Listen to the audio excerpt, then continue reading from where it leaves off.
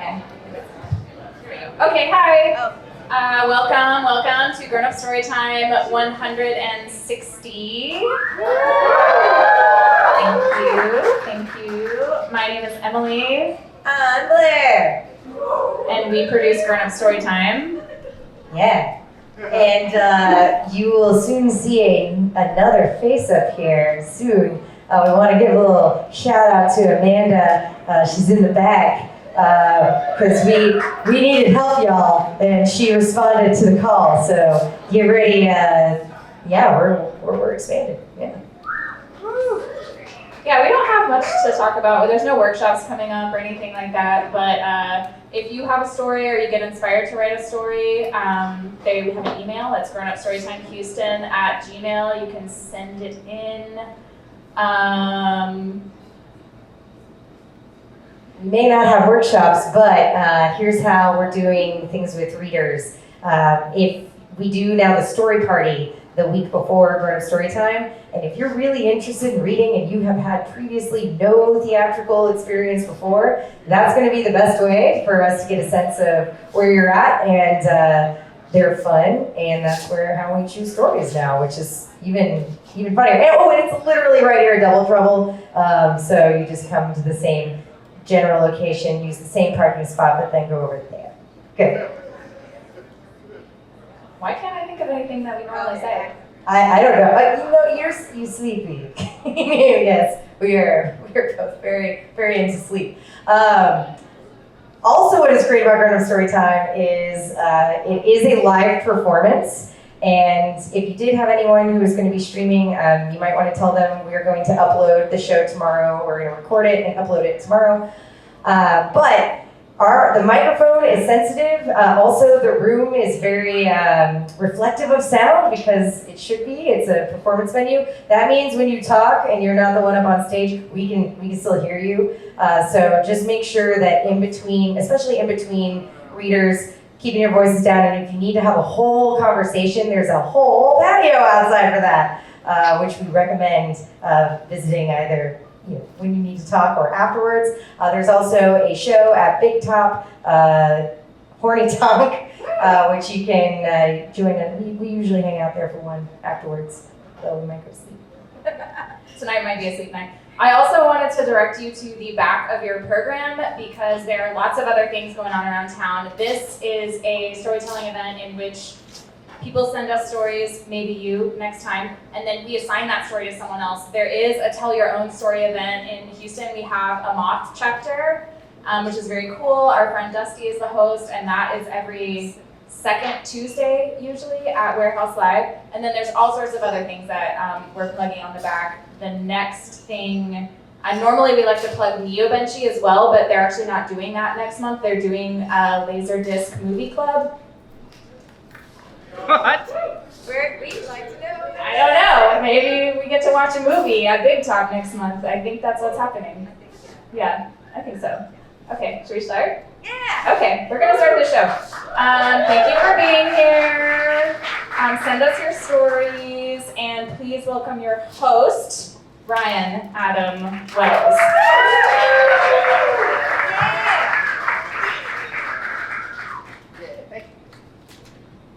Just gonna take this up because they don't make mic stands big enough for me. It's a problem. Hey, welcome to Grown Up Storytime, everyone. How are we doing tonight? Who here? Has anybody never been to Grown Up Storytime before?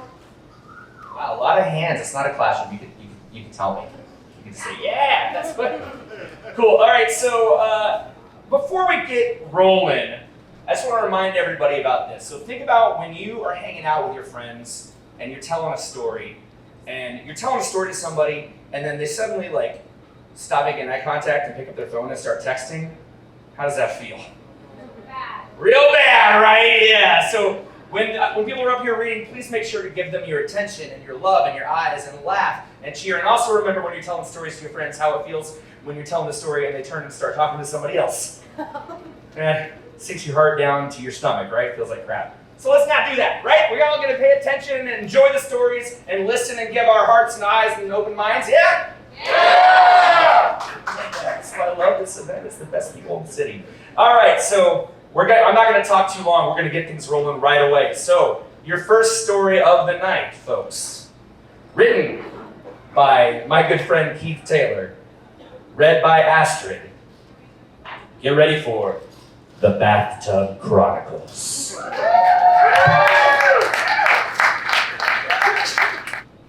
Hi. All right, the Bathtub Chronicles.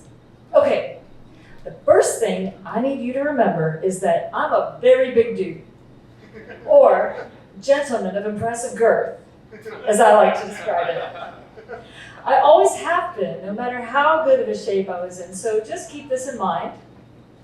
The other thing that I need you to keep in mind is that if I had a nickel for every time I woke up naked in a strange tub, I'd have 3 nickels, which isn't a lot, but it's weird that it happened 3 times. With those 2 things in mind, let's kick the tires and light the fires of the story. So the story starts, like most college stories, at a Buffalo Wild Wings. This one being in Joplin, Missouri, where I went to a small private Bible college that shared the town with a D2 university. One of my best friends was Whitney, a beautiful person that I'm still friends with to this day. As you can imagine, when the people like Whitney from the university and the quiet kids from the Bible college got together, we raged. So like I said, we start the story at Buffalo Wild Wings, just me and my friend Whitney. We're meeting there for cheap food and to go buy booze for a party at a mutual friend's house. We both know that because this party will be both colleges, that it will be an absolute shit show. So carbs are needed in the belly. After our Buffalo Wild Wings, where we both had a big beer and a flatbread pizza, thank the gods for specials, we went to the local liquor store to buy some booze. I bought a 6-pack of Guinness and some woodchuck cider, and the plan was to make snake bites and coast. I'm going to take a small break just to give y'all some background on my amazing and beautiful friend Whitney, or as she is known in my phone, Whitney Who Cheats at Guitar Hero. This red-headed firebrand of a woman was always entertaining, and I knew within 5 minutes of meeting her that we would be best friends. She was always down for adventure and a hell of a good time. Most of our 2000s house parties, especially ones at her house, featured Guitar Hero or Rock Band very heavily, and Whitney was the best of all of us. Until she got tipsy, then you had a shot. However, she cheats. If she saw you doing really well, she would wait until you're solo, and then she'd pull out a whole titty. And I don't know any 20-something, mostly hetero male that could concentrate when that happened. It was dirty and underhanded and low down and fucking hilarious. Anyways, back to our story. Whitney Who Cheats at Guitar Hero. And I show up at the house party and start having a great time. We are on our first drinks when we find out that JD, the owner of the house, isn't actually there yet because he got stuck at work. So Whitney and another friend of hers decide they want to go to the only gay bar in Joplin, Missouri. I was invited, but declined because I had already told JD I was here and wanted to be there when he got home. What happened next was a straight up jinx. She looks at me and says, "I'm gonna be gone for 2 hours. Please don't get fucked up." I mean, who wishes that kind of evil on someone? The same kind of person who whips its head out to win a Guitar Hero game for no prizes. So Whitney leaves me to my own devices, and I get talked into turning my remaining Guinness into car bombs. For the uninitiated, a car bomb is a shot of Bailey's and Jameson dropped into a half pint of Guinness and then chugged. This was a very common thing back in those days, as we had little regard for ourselves or others. So in the time span of about 45 minutes, I did 4 car bombs, interspersed with several of my ciders. So needless to say, I'm starting to feel tipsy. Call it the naivety of youth or my foolish male bravado, but I definitely thought I was doing great. It was about this time that, completely unbeknownst to me, the shit was approaching a very large fan. So, about an hour after I was left at the party, my friend JD showed up. This was his party and he had just gotten off work. JD walks into what is turning into a rather large and lively party. He's jazzed up, he's excited, he's home after a long day's work, and everyone there is miles ahead of him. JD wants to catch up, he wants to be like the rest of us, but he doesn't want to play catch up alone. Drinking is a community activity, and no one wants to drink alone. So who does he see through the crowd? That's right, a 6-foot, bearded, sexy beast of a man. That's right, yours truly. JD comes up to me and asks me if I wanted to do an around the house. Now, I had heard of a lot of drinking things, but I had never heard of an around the house. So I asked, what's an around the house? And JD informs me that an around the house is a shot of every liquor in the house. Now, we here at Grown Up Storytime are of sober mind, mostly, and we all understand that this is a terrifying concept. I, however, in my altered state thought, well, there can't be more than 4 different types of booze in this house. This won't be so bad. Well, boy, was I wrong, because it wasn't 3 to 4, it was 12. This is a staggering number of shots for anyone, much less a person who's already about 8 drinks deep. Now, and around the house is a race. So we move into the kitchen and they set up our 12 shots each in 2 rows. These shots are a grab bag of things: Chewbacca, Jameson, Bailey's, 151, the list goes on. By this point, the party has all come to the kitchen to cheer us on. To the roar of the crowd, they drop the flag and we are off. Now, these are JD's first drinks of the night, so he's struggling with each shot. I, on the other hand, have already hardened my palate, and I finished all 12 shots in less than 30 seconds. As I slam down number 12, I see that JD's on number 3, and the crowd is now strangely quiet, and everyone is staring at me. So I raise my hands and cheer for myself, and they all join in. I go about the party like nothing happened. Someone hands me a drink at the house punch, and I walk outside and have a conversation on the patio. This really is a great party, but why do I hear a fan approaching?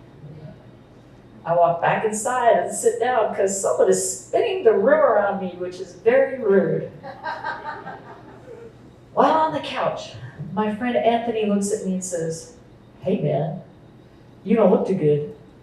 To which I respond, "I'm fine," and then immediately throw up on my own chest. Now, this is the point that I black out and the night becomes a series of flashes. The next thing I remember is being naked in a bathtub with a shower running and the occasional person coming into the bathroom on the other side of the curtain. I also remember a very loud and distinct, "What the fuck? I've been gone for like 2 hours and he was fine when I left and now he looks like he is dead. What the fuck did y'all do to him?" Then the curtain rips back and there's the guitar hero cheater herself looking hella worried and pissed at the same time. Slowly I start to realize that I'm getting cold. And as I come to, I realize the warm water is out in the shower and most likely has been for some time. I look around and realize I still have chunks of Buffalo Wild Wings in my chest hair. So I take a full cold shower. I wrap myself in a towel and I walk out into what looks like someone has released a sleeping gas and they all just dropped where they were partying. I tiptoe through everyone looking for my clothes and my keys and my phone. And I find my keys, phone, and wallet in the kitchen, but no clothes. Then I remember that JD's girlfriend is as close to a saint as is humanly possible. And so I check the dryer, and there they are. My clothes from the night before, washed and dried. Checking my phone, it's about 8 in the morning, so I leave. I drive home and go back to sleep. I woke up about 3 hours later to literally dozens of texts and missed calls. Everyone is looking for the naked Houdini. As far as they knew, when they passed out, there was a large naked dude passed out in the tub, and when they woke up, he had completely disappeared. So yeah, that's the first story about me winding up passed out naked in a random bathtub. Thank you.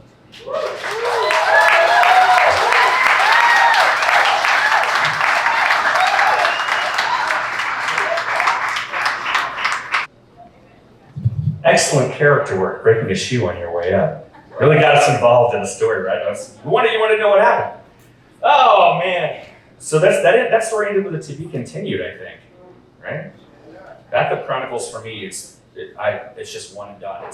I'm cold, my knees are cold, I don't fit. Why did I do this? It's bad. All right, your next story coming up next. Written by Emily, read by Sara. Please make some noise for widespread relief.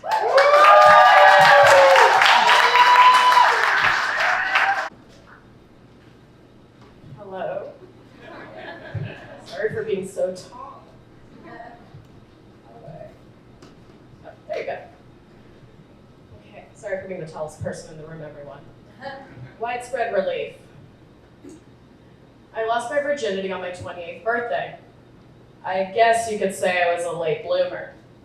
Nothing ever panned out in high school, and I joined the Hare Krishnas when I was 16. The day after I graduated, I hopped on a plane to West Virginia where I met up with a friend and 2 other women at a temple who I would end up traveling with a van for months. One might say I was a missionary, the celibate kind. For years, I was engulfed in my service, blissfully happy and clueless as to what flirting even was. Being in a relationship was completely out of the scope for me during that time. I came back to Houston and settled into the routine of life. My mind started to drift, eyes began to wander, and an unfulfilled fire started to grow. The thing was, I had gained quite a bit of weight, weighing upwards of 400 pounds. So imagine a girl eager to talk to a guy with no idea how to even begin, and then being so awkward she would turn away and walk away after just saying hello. Yup, that was me. I ended up having a gastric banding at 25. I lost 140 pounds and gained as much of that in confidence and charm. Yes, I learned what flirting was and had my first kiss when I was 26. Like I said, late bloomer. I love live music, and one night I went to see a show at Dan Electro's with a friend. I was swaying side to the sound of the music, slipping my rum and coke, trying to inconspicuously scope out the crowd. Then, what to my wondering eyes should appear, Mr. McDreamy Dreamerton looking at me with a smile as though he was posing on the cover of Tiger Beat magazine. I was in trouble, because trouble he was. I went over to him and made some small talk, and I wanted to see if he was cool, you know. So I asked if he wanted to go out back and smoke a doobie with me. He smiled and said, yeah, follow me. Follow I did. We walked out to the backyard where some of his friends were, and when I pulled out my doobie, he said, it's okay, I got it. Turns out he even sold it. Pitter-patter went my heart. A blue-eyed troublemaking charmer with a sexy swagger, and he's an entrepreneur to boot. Sold. I intrigued him, and he was friendly and flirtatious with me, and even though we hung out quite a bit after that, nothing ever happened between us. Nevertheless, I'll call him Trouble. Trouble and his friends were going to see Widespread Panic at the Woodlands and stayed at a resort nearby. He asked if I wanted to come because he had an extra ticket. Okay, I said while trying to control my excitement. We checked into the resort, and I was going to stay in a room with him and his brother. I didn't think anything of it. We never even kissed, so it wasn't even a big deal. We were just friends. He and a few of his friends dropped acid, and then we all walked to the show. It was a good time for sure. When it was all over, we all walked back to the resort, but he seemed a bit distant. Perhaps it was the acid. I didn't really know anyone other than him, so I just kind of kept to myself and decided to go wandering around the resort, get the lay of the land, if you will. I was gone for about 30 minutes or so and made my way back to the room. As I approached, I saw him sitting outside by himself, smoking a cigarette. He saw me and smiled. A smile of concerned relief washed over his face. He was wondering where I had gone to, and I said I wanted to give him some space to hang out and trip a bit with his buddies. Neither of us were tired, but I wanted to sit down, so we sat opposite of each other on the sidewalk, leaning against the post that lined it. I told him it was my birthday, and a look of excitement and disbelief came over his face, followed by slight disappointment. Why didn't you tell me? He asked. because I didn't want to make a big deal out of it. I mean, it's been pretty awesome, so I'm happy, I said. He looked at me sweetly. I knew he was still tripping a little, so I offered to tell him a children's story I came up with. He empathetically said, yes. I proceeded to tell him a tale of vanity that ended with a headless turtle. He responded with a loud, billowy laugh. Dear, oh dear, those blue eyes, raspy cigarette voice, and a charming smile. Damn you, Trouble. We walked to the room, and his brother was in bed, watching reruns of Cops. I laid on the other bed, and Trouble laid next to me. His brother could sense what was about to happen, and left the room. Much to my naive surprise, what was to follow forever changed me. It was a birthday surprise I'd never forget. He didn't believe me when I divulged that I was a virgin, but he did after the Big Bang. The next morning, they dropped me off at home, and I remember sitting on the edge of the bathtub, rethinking every moment and how at ease I was. It occurred to me the calm I felt from relief. You see, being a day short of 28 years old and never having been with someone led me to believe that maybe I was someone that no one wanted to be with. I felt this looming pressure of getting older and fearing becoming a frigid, uptight, desperate lady that would scare men and drag them away, ultimately leading to be alone forever. That proved not the case, because sweet relief, the pressure was gone. Thanks.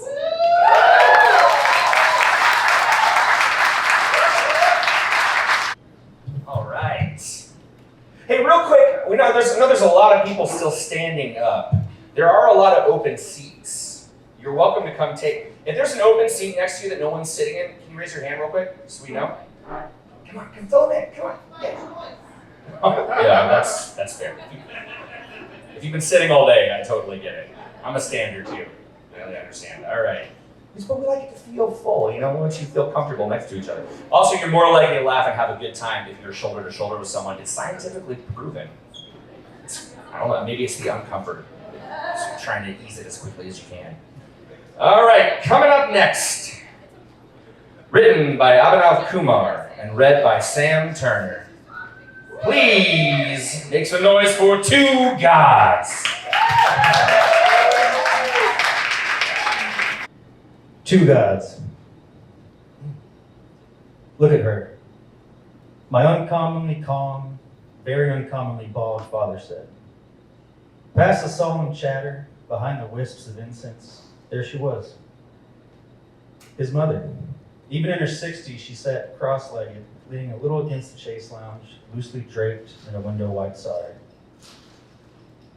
She looked with a gentle smile at her 3 head-shaven sons during the post-cremation prayers. Clearly a lot going on, but see how calm she is? Everyone else is crying. She manages to smile. It's because she knows where he went. It's because she believes in God. Back home, in the planet's upper left-turn quadrosphere, 2 oceans away from my grandfather's funeral, there's never a formal family onboarding HR conversation about religion. I just went with the flow, inheriting my parents' spiritual iOS. We'd celebrate the big ones at temples or with friends, but it was the lesser-known ones at home that seemed most special. Depending on the holiday, we'd turn off all the lights, except for glowing ghee, dipped cotton wicks at the dining table that brought the family together. And after a day of pious fasting, Mom would arrange some precious treats for after sunset. Sounds Abrahamic, doesn't it? The fate of humanity resting on our shoulders. Sometimes, to break my mom's fast, we'd have a pistachio coconut fudge, or carrot cardamom pudding, or sweet saffron cheese. The Holy Trinity. But we could only dig in after Dad read aloud a parable, usually filled with regal, long-running words that even he didn't know the meaning of. Like the one about the deadbeat dad god, with a deadbeat dad god bod, who accidentally chopped off his son's head and then made it up to his wife by sticking a live elephant's head on their writhing kid's body. Also sounds Abrahamic, doesn't it? Honor thy mother and father, but to hell with the children.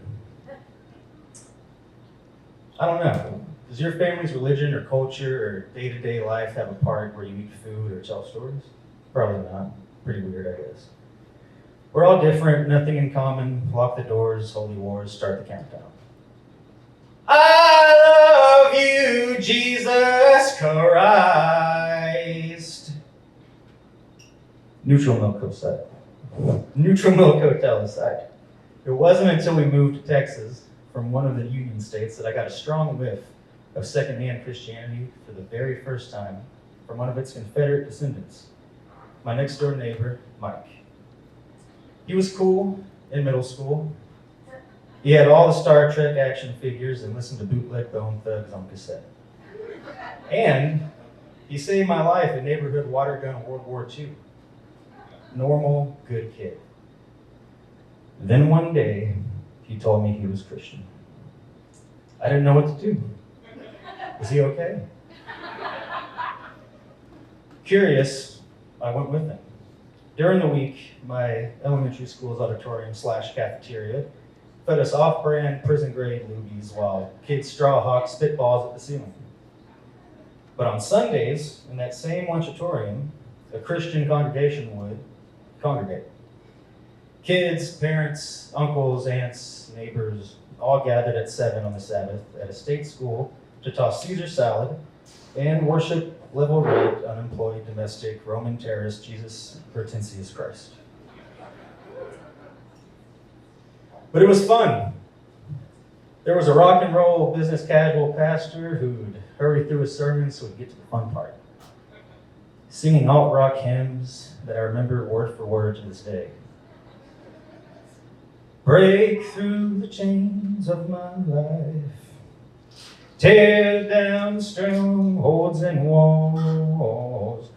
Deliver me from all bondage and strife, so that I may hear when you call. I give you my all, oh Lord, my all. I give you my all. Usually, after sermoning and singing, we'd all get snacks and Christian mingle. Once a hovering dad even groomed Mike and me with a wide-eyed story about a miracle in the mountains with his family. Apparently, his eldest son unknowingly ran off the edge of a cliff, but to the dad's surprise, he just floated on thin air, defying death and gravity. Children, it was a miracle. My son could fly, so can you. The whole summer, my parents didn't say a word to me about my Sabbath with single, adult, shirtless, ripped, Caucasian, heterosexual, Nordic male Jesus Christ, age 18 to 35. They didn't try to sway me in any way. But like Mike's parents, mine never joined us for worship or fellowship or chocolate chip cookies. So it was weird one day when I saw a decorated letter in the mail from the church, addressed to my parents. Apparently, the church wanted me to join the church. Like officially. Like there was a checkbox on the letter for me to say yes or no. A format I knew from school when someone asked you if you liked them.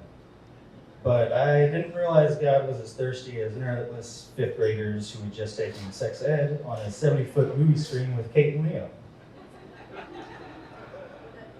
Then I learned that the yes/no box wasn't for me to fill out. It was for my parents to give permission. It's up to you, they said in a biblical twist. But the damage was done. I felt betrayed, humiliated. Why hadn't the church talked to me face to face? I wasn't already part of the congregation? Who handled the projector so we could all read the hymns and sing along with Billy Joel Osteen? Who handed out the High C and Capri Sun and Blood of Christ to the tiny little children? Imagine spending a summer with a new friend sharing meals, singing, learning things, playing, praying. And at the end of the summer, your friend sends a letter to your parents without telling you, stating that not only were you never friends to begin with, but that your parents must sign something to just now start your friendship. What kind of All Saints legalistic fuckery was this? I was still friends with Mike, but I stopped going to church after that cowardly letter. The meek may inherit the earth, but they have to talk to me before they inherit my soul. And Jesus is soul too. That's right. I invited him to come with me. For the last few decades, he's been hanging inside my heart like a Pokemon, and he's doing great. He's grown 4 more arms, has blue skin, dreadlocks, smokes weed still, and embodies religious and gender and political and social and familial relationships way too complex and encompassing for our spaghetti meatloaf minds to comprehend. He's been microwaving that burrito so hot that even he can't eat it, and then he eats it anyways after he's pooped it out, because that's how time works for him. He lets you share passwords. He tips 20 to 30% with a few surprises every now and then. And even if he doesn't have cash or water in hand, he always rolls down the window to talk to you until the light turns green. He's fully aware that if his existence is ever disproven, which he totally could if he wanted to, all his worshippers in the world would be free to torch humanity since they'd be liberated from the shackles of his divine moral code without consequence. He lives in Texas, California, and outer space, and in our digestive tracts. It's time for communion with some cabbage, by the way. But, and he says to listen good, he will never make you sign a form to join the kingdom. He says it's absolutely not necessary, because while there are two gods in the universe, only one is real, and it's easy to recognize which is which. The first God is the one that all of us made up in our minds. Second God, the one that made us up from their mind. First God keeps us apart. Second God brings us together. First God sends us to war. Second God sends us to nature. First God sees you by appointment. Second God is open 24/7. First God is a corporate lawyer who wants you to use your pen to check a box. Second God is an artist who wants you to use your pen to write for grown-up Storytime. Yeah. First God is that letter in the mailbox from the church. And the second God is that gentle smile on my grandmother's face. Thank you. I like that one. As a recovering Catholic, it struck me pretty harsh. All right. Well, folks, we have two people doing double duty tonight, writing and reading. And your first one is coming up right now. So if you're wondering if that passed out in the bathtub fella fitted your mental image that he drew for you, you're about to find out. Reading a story that is pretty much the polar opposite of that one is Keith Taylor, reading a story by Dr. Rick called Myosarcoma. Thanks.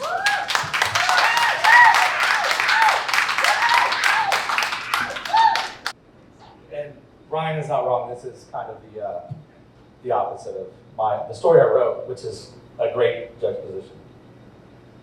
Myosarcoma by Dr. Rick.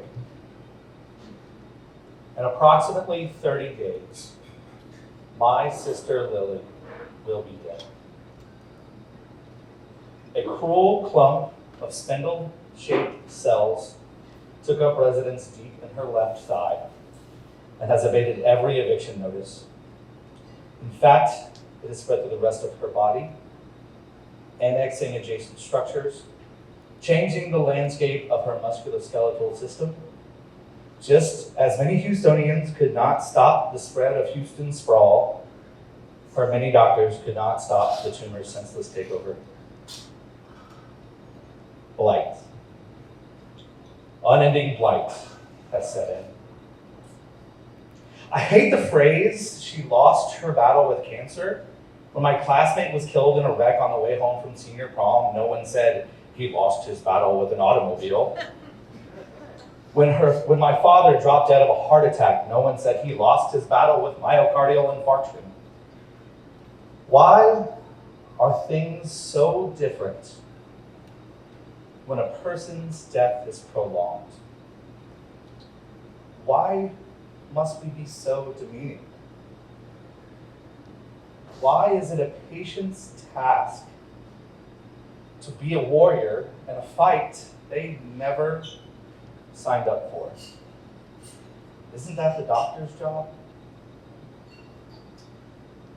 If dying a good death is a happy ending, Lily's will be the happiest. She is calm, at peace, and pain-free.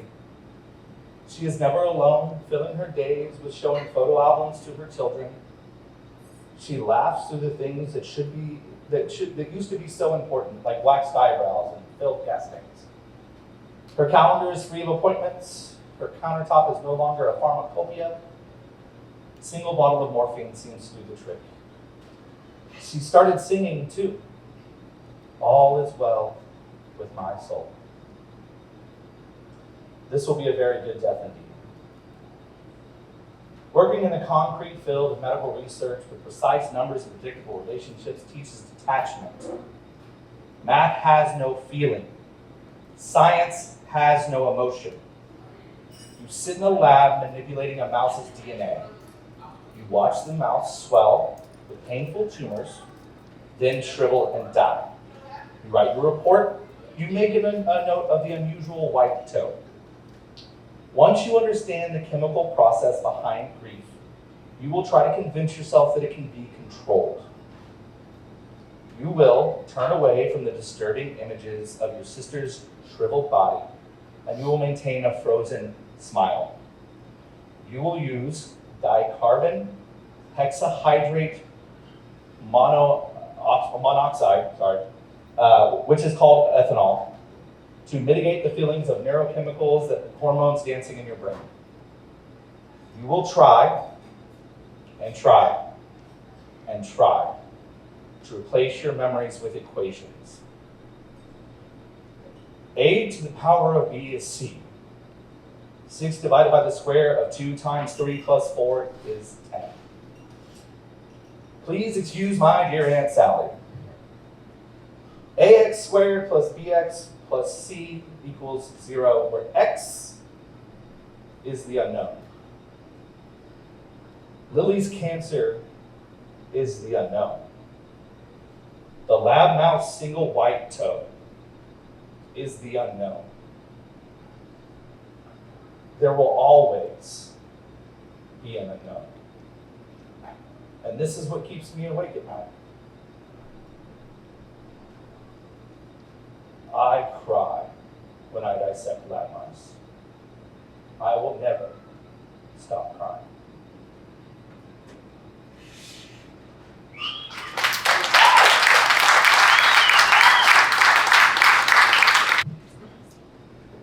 Are we okay?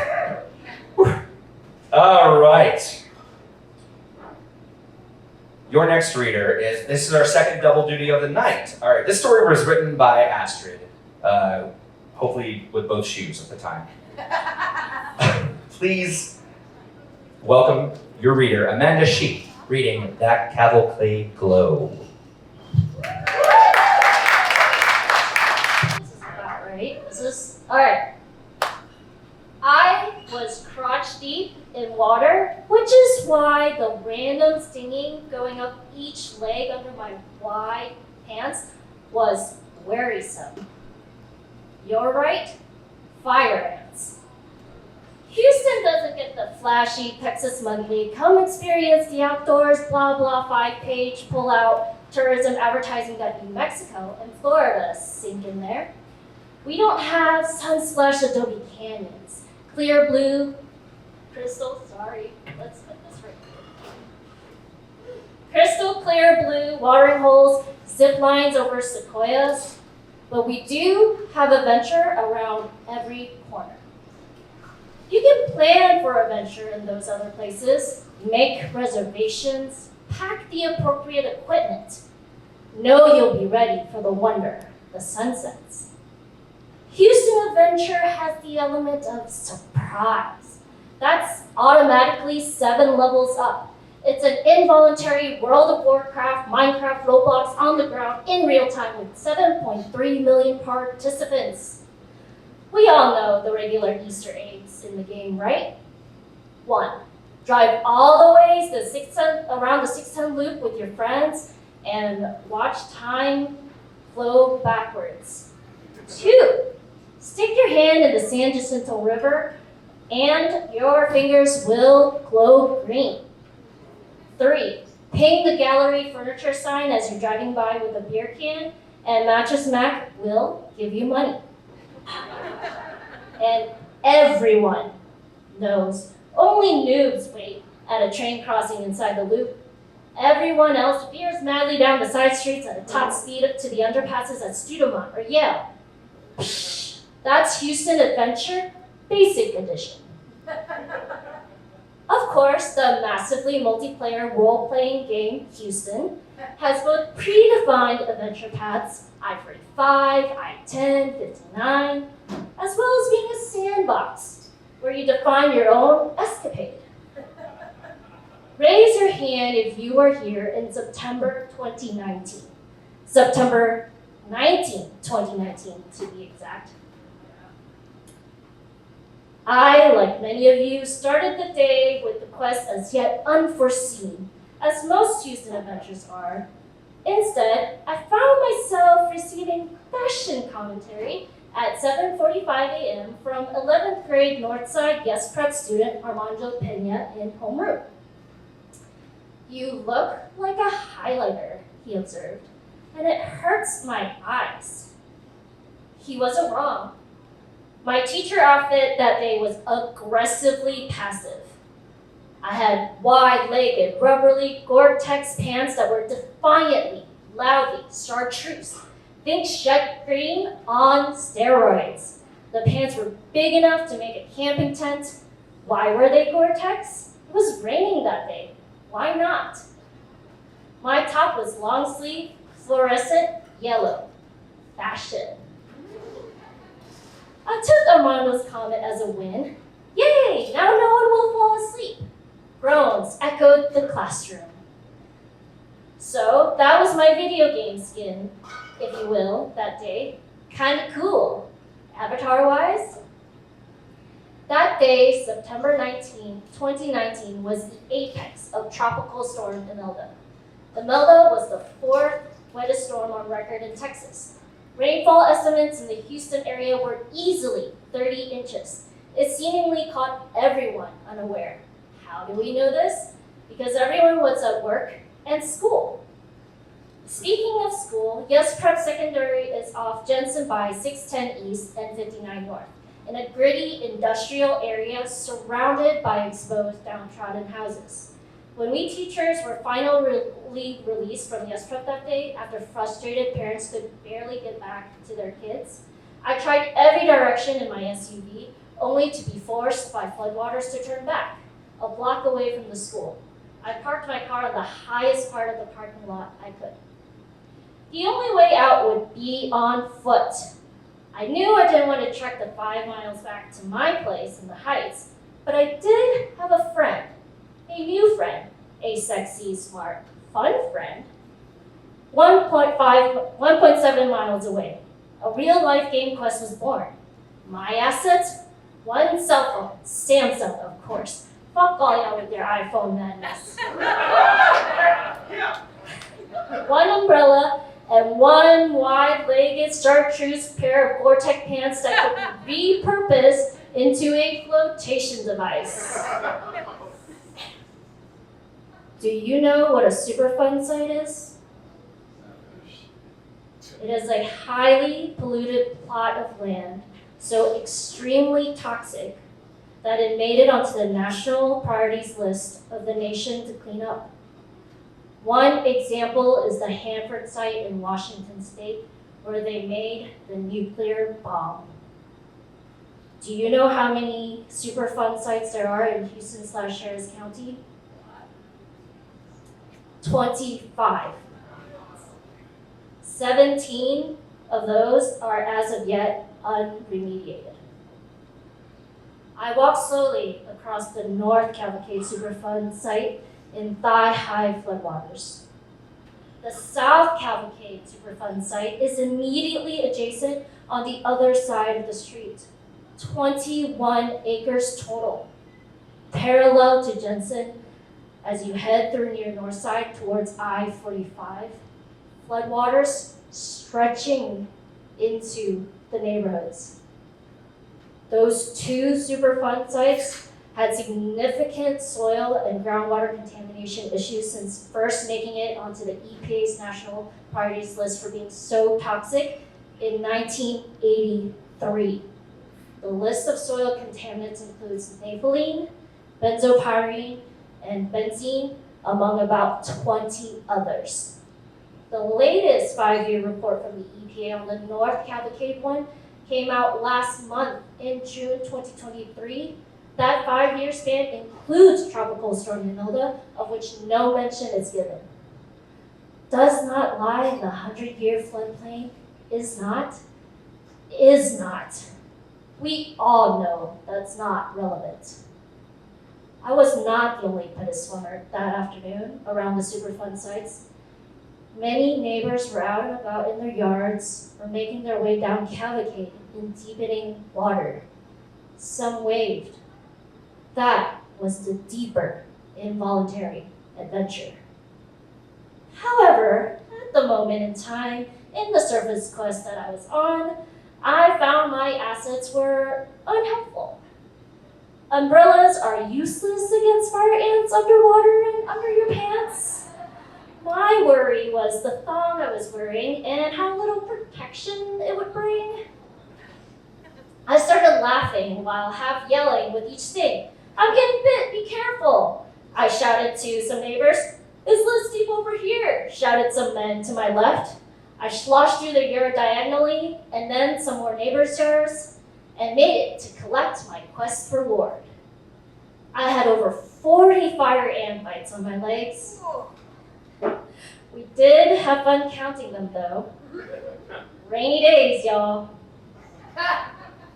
Our Houston video game sandbox is constantly changing, like the layers in Inception. Friends come and go, storylines start fresh, and we're all in it, whether we've paid for the subscription or not.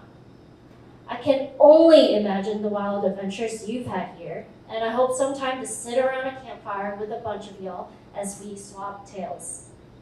But I haven't felt the need to dress like a fluorescent highlighter lately, because like many Houstonians, some who already know, most who don't yet, my bones glow faintly in the dark. Check your hood for the things you can't see. Thank you.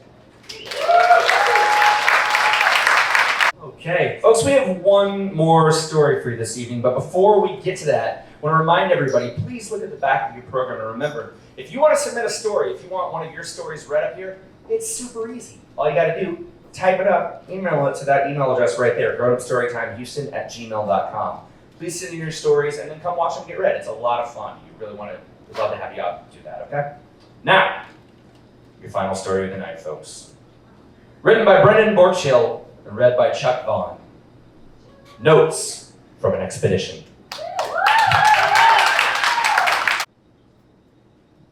Okay. Thanks. All right. All right.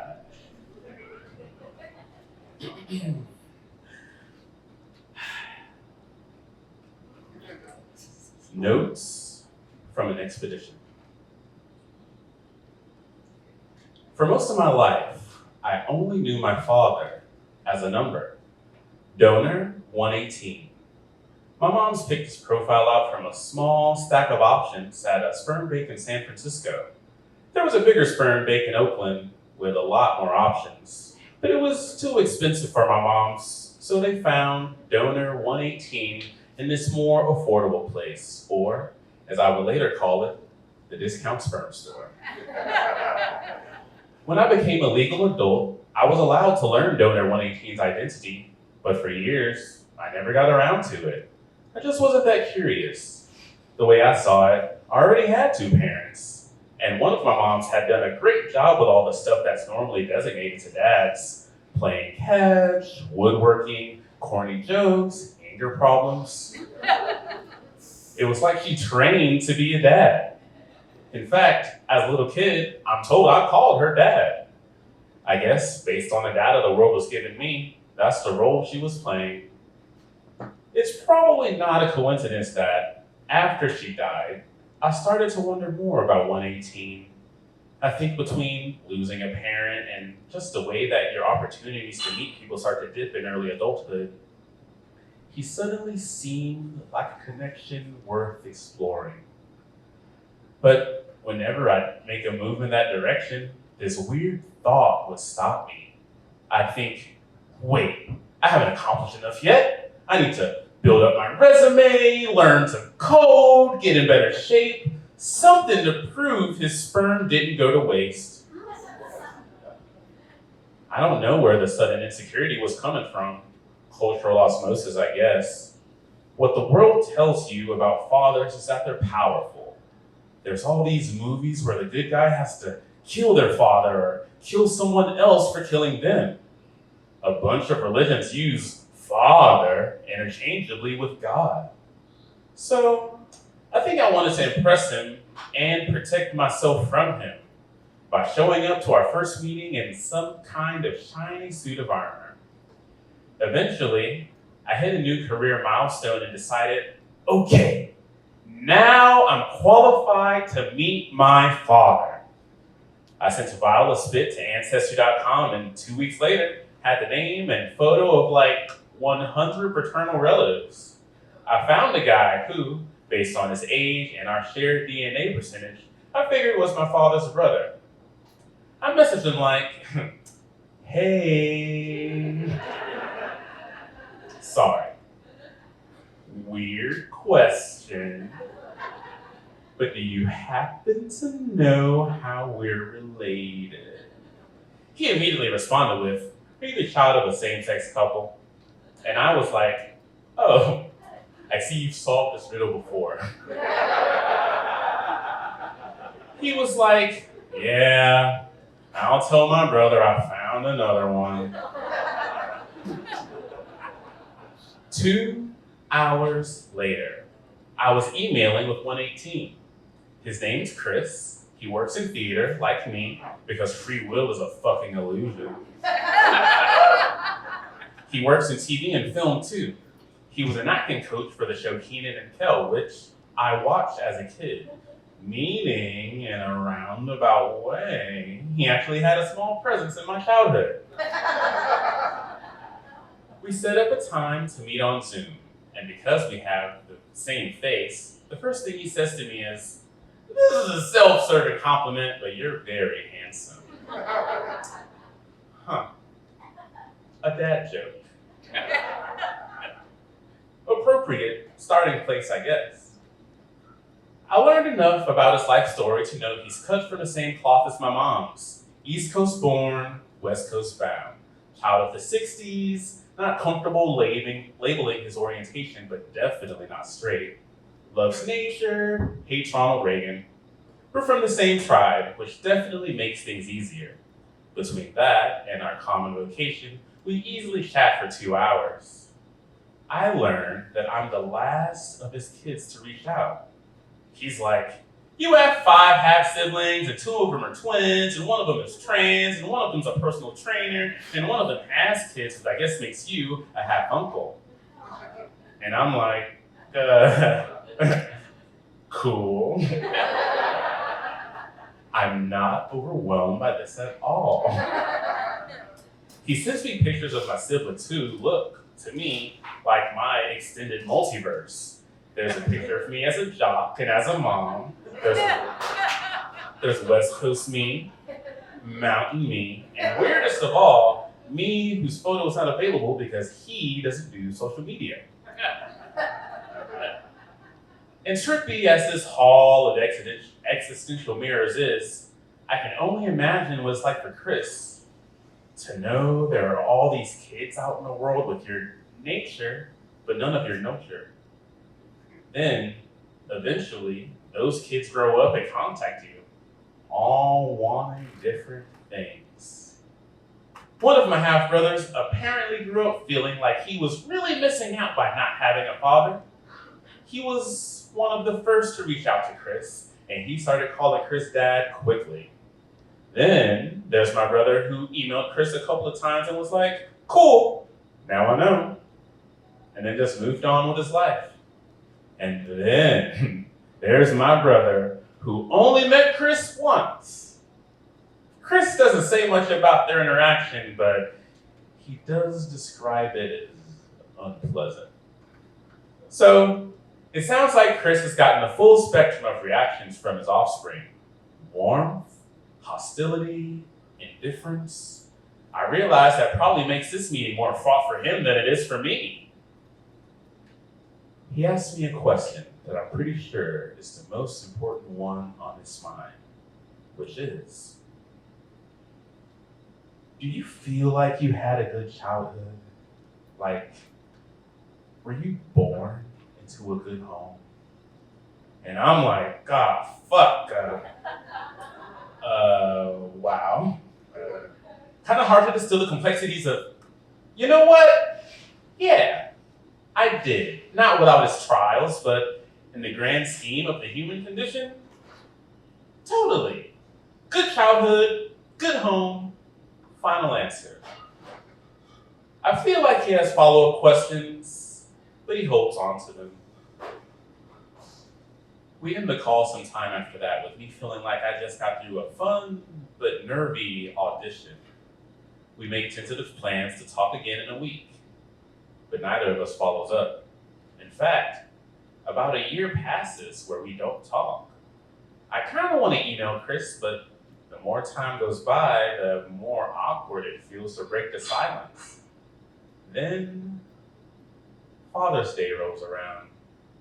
And the thought of reaching out seems weird, but not reaching out seems like it will cement our silence for good. And I find myself unwilling to let that happen. To me, my relationship with Chris feels like a locked mystery box. If I put the work into getting it open, there could be any number of valuables in there. Or there could be nothing. Or there could be a bomb. But in any case, I'm not willing to part with the box. So I send an email that says something like, hey Chris, didn't mean to let this much time pass since we spoke. Every Father's Day before this one, I'd written some kind of joke message on social media like, happy birthday, happy Father's Day, donor 118.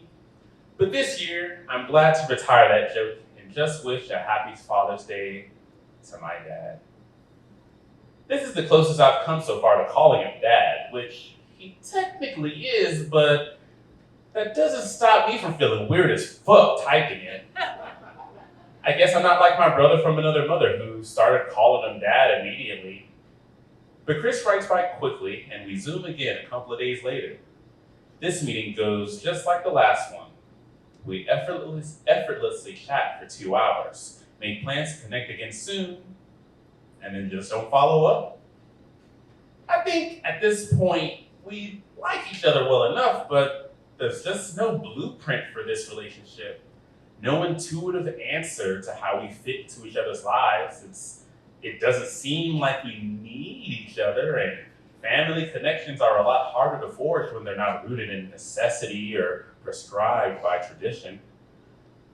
And having that thought prompts me to remember all the times growing up I heard people talk about the importance of the traditional American family. You know, the one from the Norman Rockwell paintings and the 50 sitcoms. Growing up, I used to hear people say that the traditional American family was what we were all meant to be part of and what was holding society together. The context in which I heard this idea was usually people saying that my family and all the other feminists and LGBTQIAs out there were a threat to the traditional American family and therefore a threat to society. Well, I'm not supposed to say this, but I think the cat's basically out of the bag, so here goes. That's absolutely correct. We were a huge threat to the traditional American society and the version of society that revolved around it. Like, do you know how many people in traditional families saw what we were doing and were like, oh shit, that's an option? Bye! I'm not gonna say we destroyed that family model, but we definitely demoted it from being everyone's default choice to one choice out of many. And that means a lot of people have to decide for themselves some questions that, in another time, would have been answered for them. Like, who should I become close with? Who is worth the time and the work and the risk of that? What do I want from those people? What do I owe them? Those are the really hard questions, but I'm glad they're my questions to figure out. Chris and I have no references for how our relationship is supposed to go. We're basically in uncharted territory. But that means we can help chart it. We can help fill out the map for the next generation of donor fathers and their kids. And that alone seems like reason enough to keep going. We've talked several more times now. It still feels like we're moving slowly until I remind myself that for most of my life, this guy was just 118 from a discount sperm store. And we're kind of hacking and slashing a trail through a thicket of unknowns here. I don't know, for example, if I'll ever think about him as my dad in more than a technical sense. For now, what's working for me is that we're more like partners in an expedition. So, to anyone who may find this useful in your own travels, these are my notes. Thank you.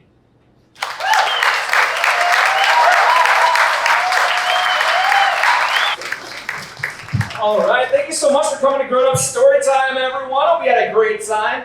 Remember, if you want some more storytelling, the Moth is here at Warehouse Live the second Tuesday of every month. And there's a ton of great indie performance in Houston. Some of the ones we've listed here on the back are great examples. Rudyard's Comedy Open Mic every Monday night. Bayou City Pinball League on Wednesdays. Jukebox Trainwreck every Thursday. Jukebox Trainwreck is an all-request show. It's kind of a riff on dueling pianos where they encourage you to try to stump them with genre switches and improv moments. I'm in that show. This Thursday it's at Neil's Bar, not at Darwin's Pub, so check that out. And Songwriters in the Round every Friday for true original songwriting every Friday for 2 hours. Me and a couple other rotating songwriting guests. Thank you guys for coming. Have a wonderful night. Be safe. Tip your bartender really well. And we'll see you next month, the third Tuesday.